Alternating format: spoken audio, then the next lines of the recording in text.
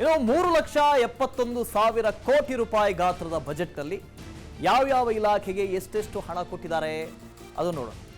ಯಾವ ಇಲಾಖೆಗೆ ಎಷ್ಟು ಹಣ ಹೋಗಿದೆ ಅನ್ನೋದು.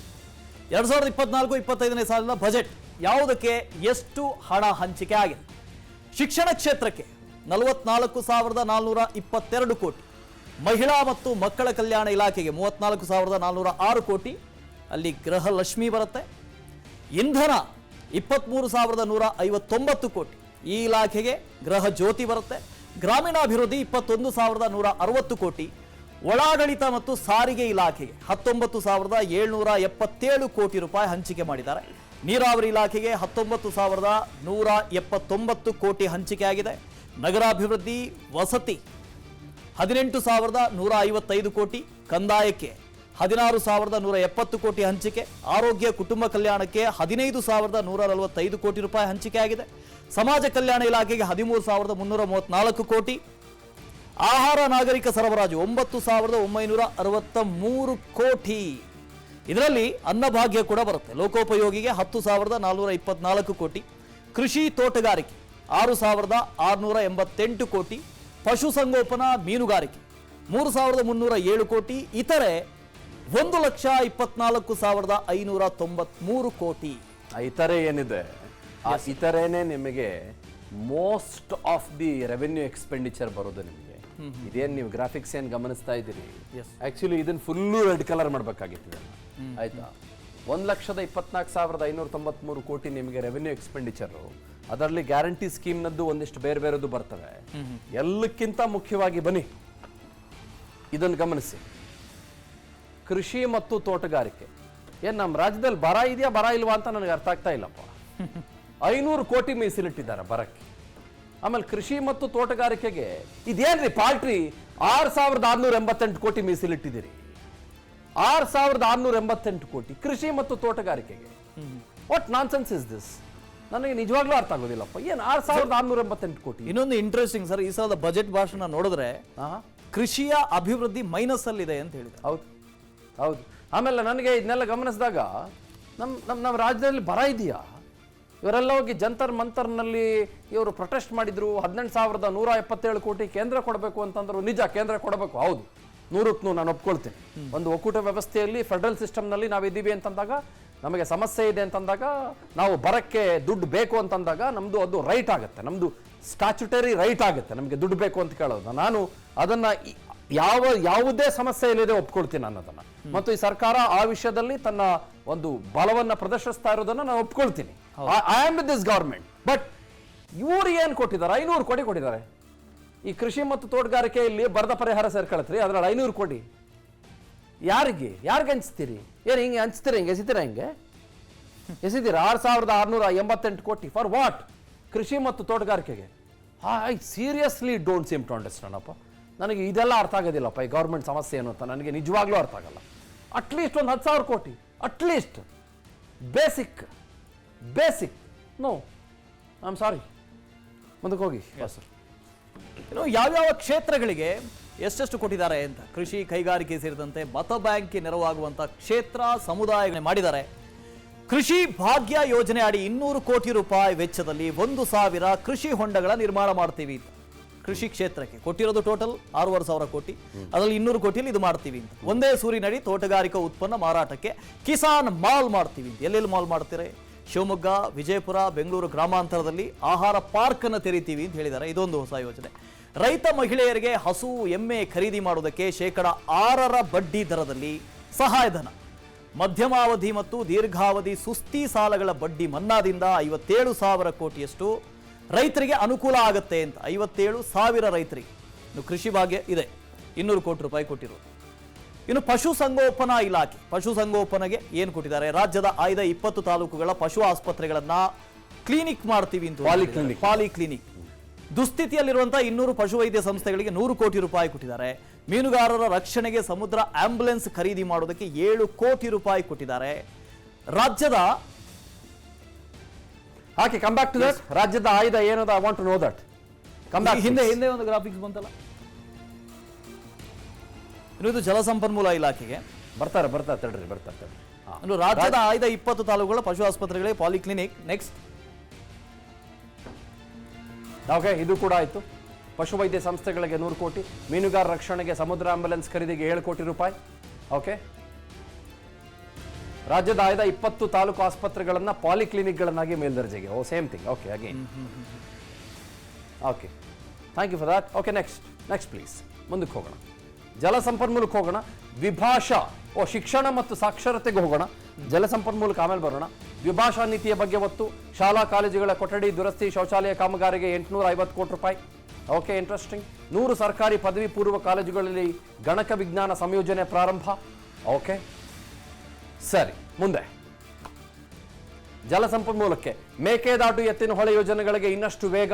ಅದಕ್ಕೆ ಕೇಂದ್ರದ ಅನುಮತಿ ಸಿಗಬೇಕು.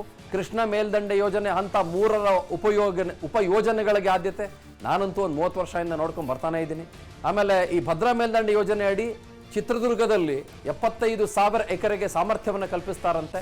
ಕಳಸಾ ಮತ್ತು ಬಂಡೂರ ನಾಲಾ ತಿರುವು ಯೋಜನೆ ಅಡಿ ರಾಷ್ಟ್ರೀಯ ವನ್ಯಜೀವಿ ಮಂಡಳಿಯಿಂದ ಅರಣ್ಯ ತೀರುವಳಿ ನಿರೀಕ್ಷಿಸಿ ರಾಜ್ಯ ಸರ್ಕಾರದಿಂದ ಟೆಂಡರ್ ಪ್ರಕ್ರಿಯೆಯನ್ನು ಶುರು ಮಾಡ್ಕೊಳ್ತಾರಂತೆ. ಸರಿ, ಓಕೆ, ಮುಂದಕ್ಕೆ ಹೋಗೋಣ. Next please, Vasu, go head.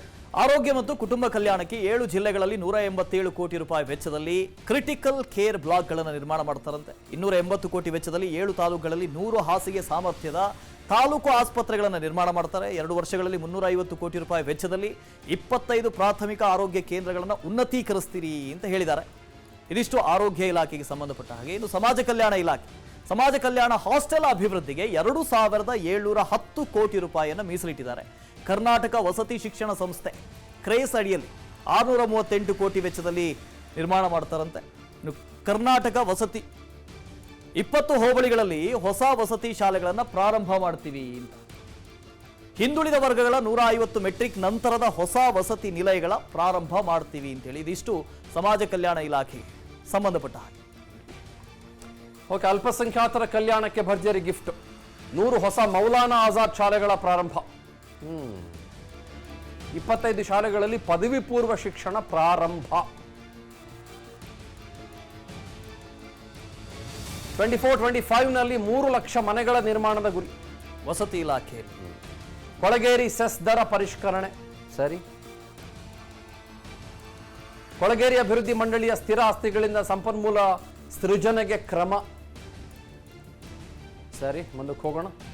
ಆಹಾರ ನಾಗರಿಕ ಸರಬರಾಜು 80 ವರ್ಷ ಯಾರು ದಾಟಿದಾರ ಅವರಿಗೆ ಅನ್ನ ಸುವಿಧಾ ಅಂತ ಅವ್ರ ಮನೆಗೇನೆ ಆಹಾರ ಧಾನ್ಯವನ್ನು ತಲುಪಿಸ್ತಾರಂತೆ. Next please, Vasu, what's next? ಇನ್ನು ಹಿಂದೂ ವಿರೋಧಿ ಅನ್ನೋ ಅಪವಾದದಿಂದ ಹೊರಬರೋದಕ್ಕೆ ಸರ್ಕಸ್ ನಡೆಸ್ತಾ ಇರುವಂತಹ ಸಿದ್ದರಾಮಯ್ಯ ಸರ್ಕಾರ ಧಾರ್ಮಿಕ ದತ್ತಿ ಇಲಾಖೆಗೆ ಸಂಬಂಧಪಟ್ಟ ಹಾಗೆ ಮಹತ್ವದ ಘೋಷಣೆಯೊಂದನ್ನು ಮಾಡಿದೆ. ಸಿ ವರ್ಗದ ದೇವಸ್ಥಾನಗಳ ಅರ್ಚಕರ ಬ್ಯಾಂಕ್ ಖಾತೆಗಳಿಗೆ ನೇರವಾಗಿ ತಸ್ತಿಕ್ ಮೊತ್ತವನ್ನು ಜಮೆ ಮಾಡ್ತೀವಿ ಅಂತ ಸಿಎಂ ಸಿದ್ದರಾಮಯ್ಯ ಘೋಷಣೆ ಮಾಡಿದ್ದಾರೆ. ಇದರ ಅನ್ವಯ ಇನಾಮೇತರ ಜಮೀನು ಕಳೆದುಕೊಂಡಂಥವರ 29,523 ಒಂದು ಕಡೆ 29,523 ಸಿ ವರ್ಗದ ದೇಗುಲಗಳಿದ್ದಾವೆ. ಅದರ ಅರ್ಚಕರಿಗೆ ಇನ್ನು ಮುಂದೆ ತಸ್ತಿಕ್ ಹಣವನ್ನ ಅವರ ಬ್ಯಾಂಕ್ ಖಾತೆಗಳಿಗೆ ಜಮೆ ಮಾಡ್ತೀವಿ ಅಂತ ಹೇಳಿದ್ದಾರೆ. ಇನ್ನು ರಾಮನ ಬಂಟ ಹನುಮ ಜನ್ಮಸ್ಥಳ ಅಂಜನಾದ್ರಿಗೆ 100 ಕೋಟಿ ರೂಪಾಯಿಯನ್ನ ಮೀಸಲಿಟ್ಟಿದ್ದಾರೆ.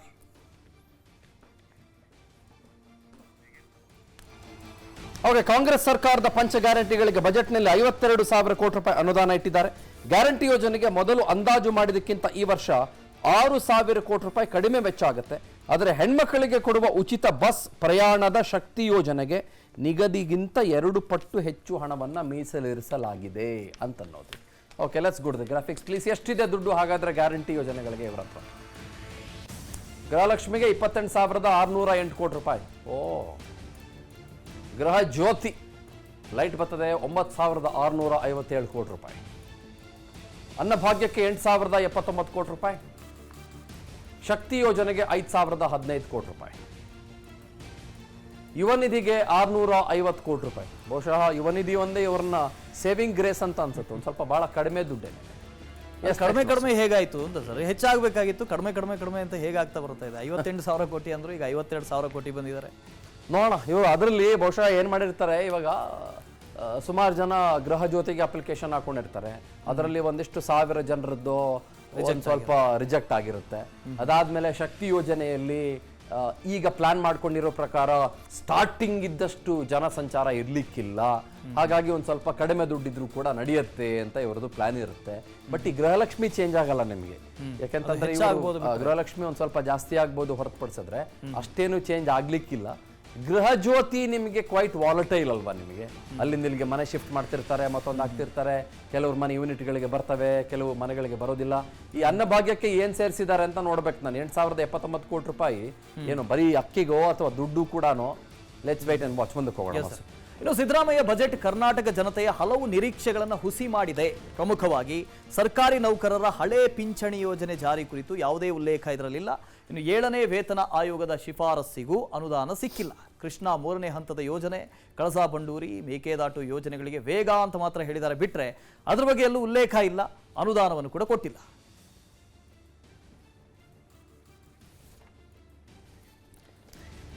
ಓಕೆ, ಈ ಬಜೆಟ್ ಬಗ್ಗೆ ಬಹುಶಃ ಒಂದು 4 ನಿಮಿಷ ಮಾತನಾಡಿಬಿಡೋಣ.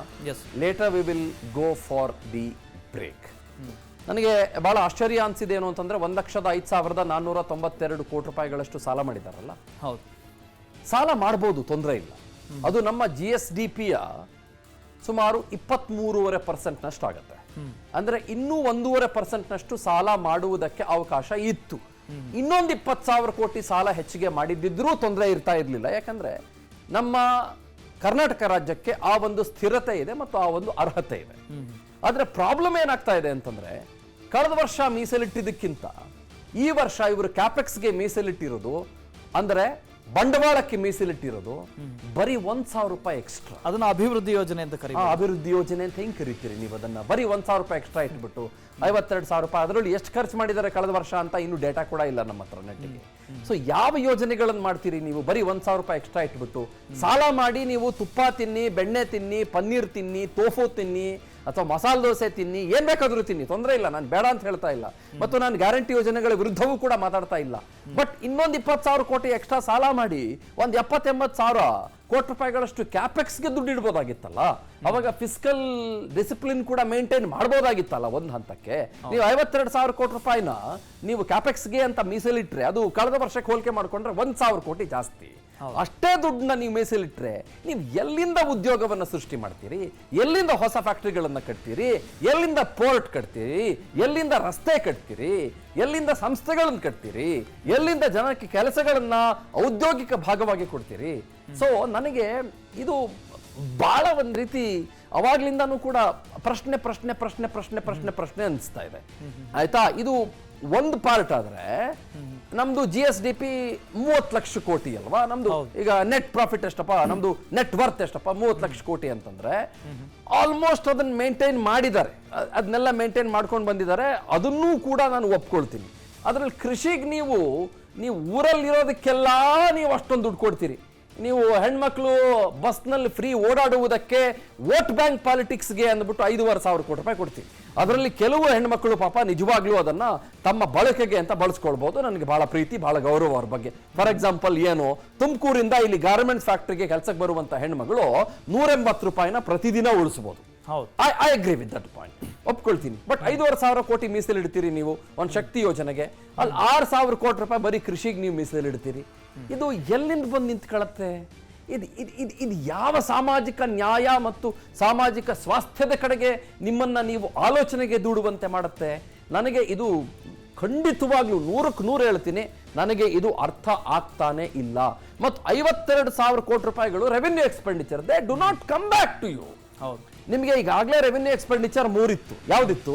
ಸಂಬಳ ಕೊಡಬೇಕಾಗಿತ್ತು 52,000 ಕೋಟಿ, ಪೆನ್ಷನ್ ಕೊಡಬೇಕಾಗಿತ್ತು 32,000 ಕೋಟಿ, ಅದರ ಜೊತೆಗೆ ಇಂಟ್ರೆಸ್ಟ್ ಕಟ್ಟಬೇಕಾಗಿತ್ತು 32,000 ಕೋಟಿ.